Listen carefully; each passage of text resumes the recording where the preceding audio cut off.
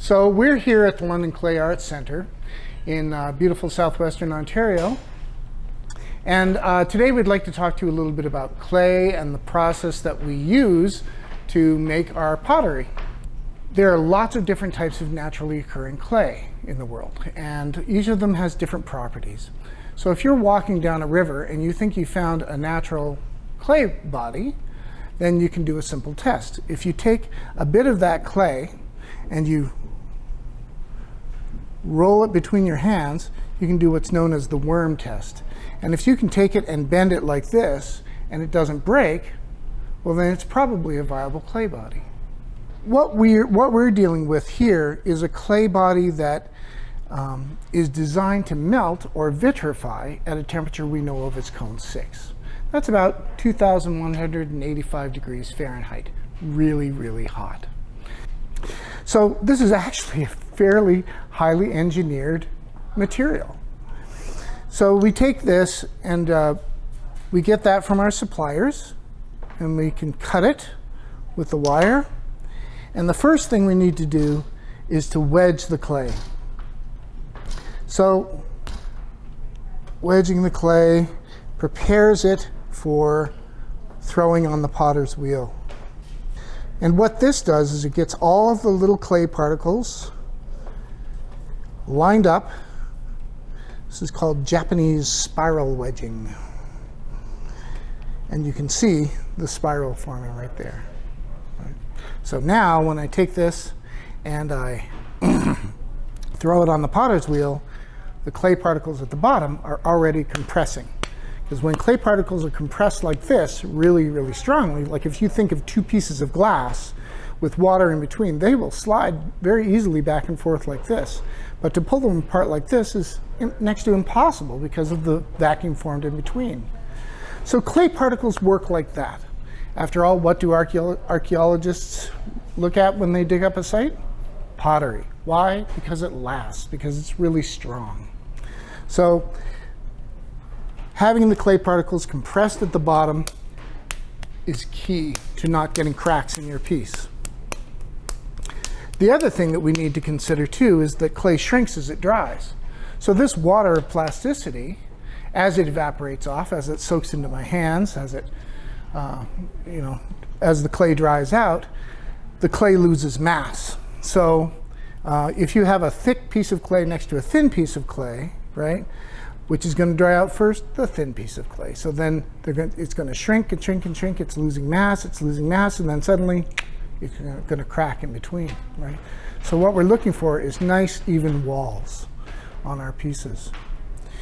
So right now, my pal Amy Klinkhammer, who's our wonderful artist in residence here at the Clay Arts Centre, is going to do a throwing demonstration for you. So I'll probably be throwing as well, but we'll see what Amy can do here. All right? So Amy is throwing on the potter's wheel, and what she's doing right now is centering the clay, because it's really important to center the clay first before you open it up and make a pot out of it. So you can see how her left arm is completely braced and her hands are forming a triangle, which is the strongest shape in the universe. So she's coning up and pushing back down to get all those clay particles moving in the right direction. So now Amy's opening the clay up. So first she's centered. Now she's opening the lump of clay up. And then she'll widen the bottom so that it has something to sit on. And now she's going to start to pull the walls or lift the walls.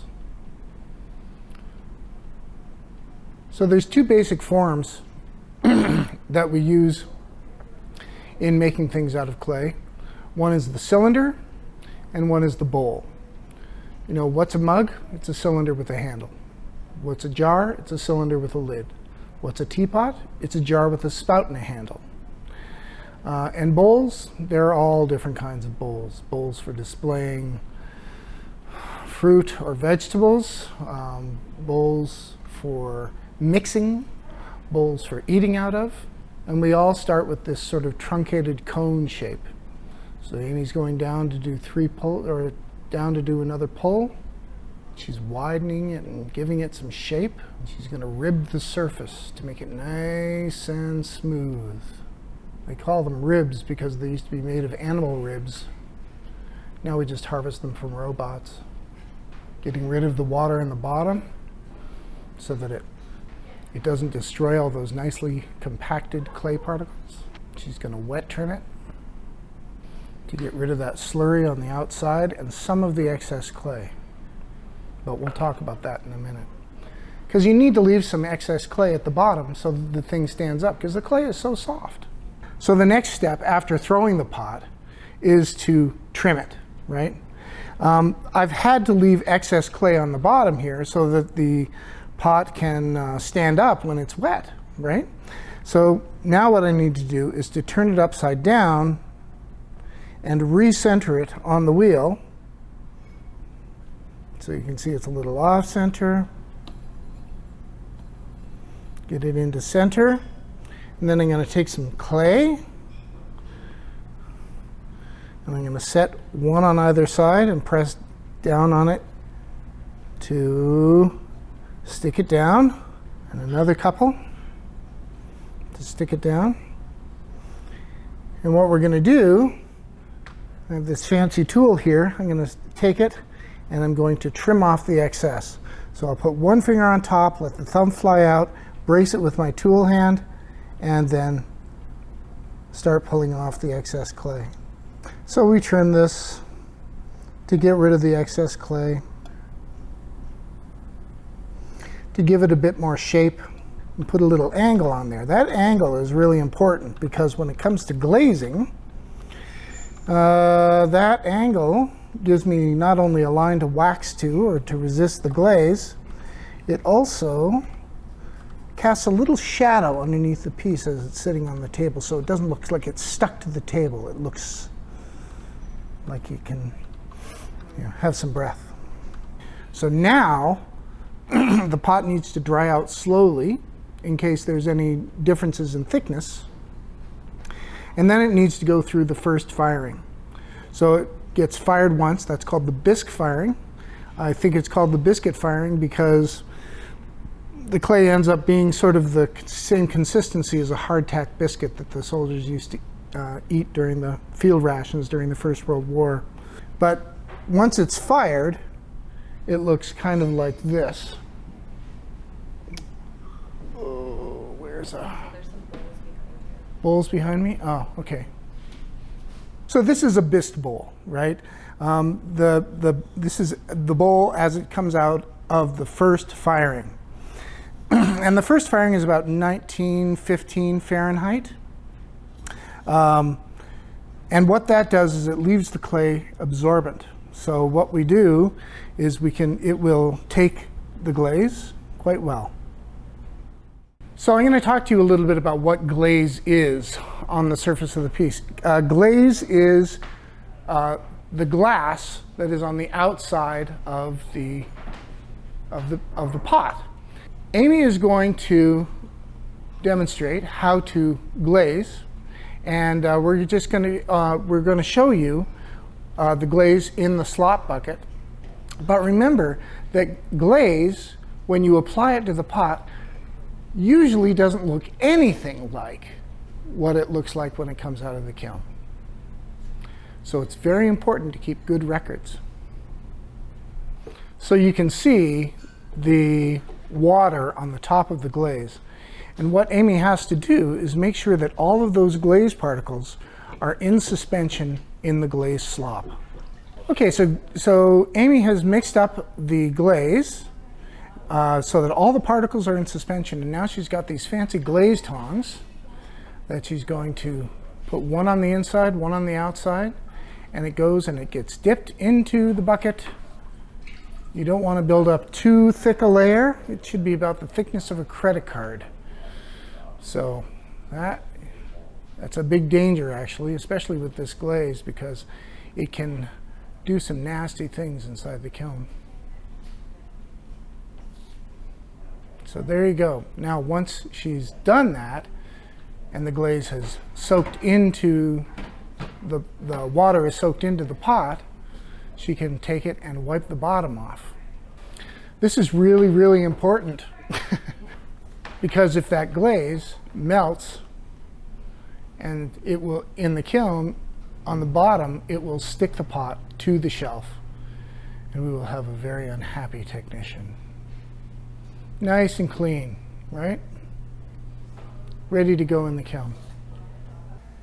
So here we are in the kiln room. This is the next part of the process. The pots get loaded into these electric kilns, and the kilns themselves, we have 5 different kilns, a 13 cubic foot and several 10 cubic foot, and an upright kiln, the front loader, and they work pretty much like your toaster or the elements on your stove.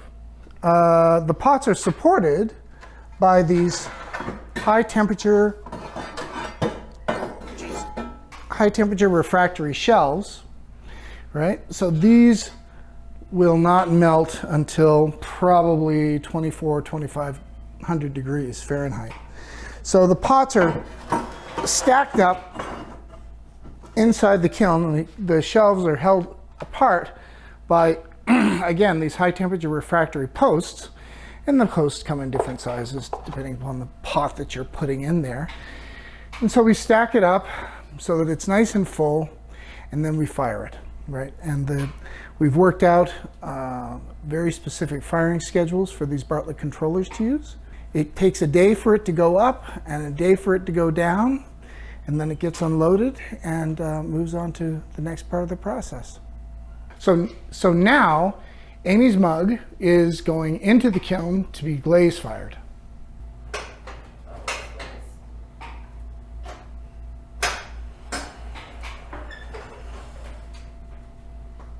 As you can probably tell, making pottery is a pretty technical endeavor. So the members, this is what we have here is the members area.